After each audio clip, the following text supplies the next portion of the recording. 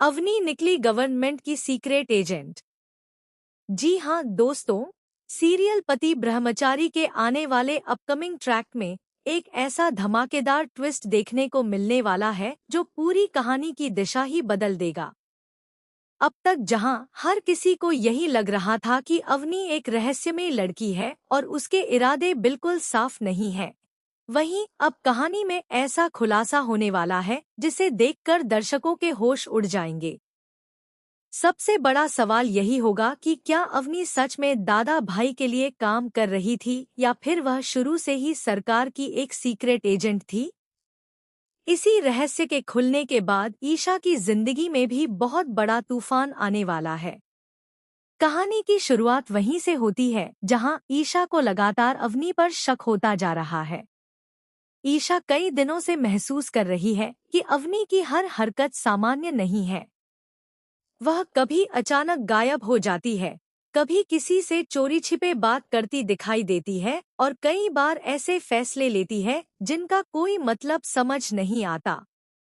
ईशा एक आईपीएस अधिकारी होने के नाते लोगों की चाल और इरादों को पहचानना जानती है, इसलिए उसका शक दिन ब दिन बढ़ता जा रहा है।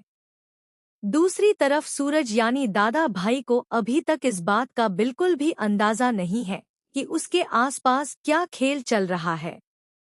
वह अवनी पर पूरा भरोसा करता है और उसे अपनी सबसे बड़ी जिम्मेदारी मानता है।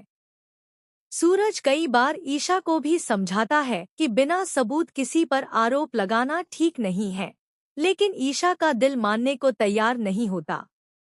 उसे लगता है कि अवनी जरूर कोई ऐसा राज छिपा रही है जो पूरे परिवार को बर्बाद कर सकता है।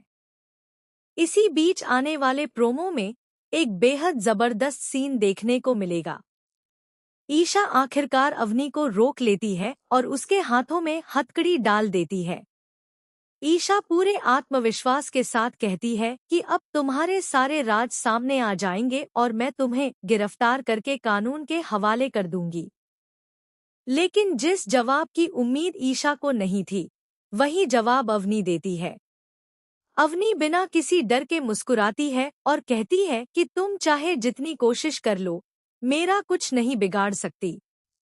अगर तुम आईपीएस बनकर मुझे गिरफ्तार करोगी तो सबसे पहले तुम्हारे अपने पति की बदनामी होगी। याद रखना कि मैं दादा भाई की जिम्मेदारी हूँ।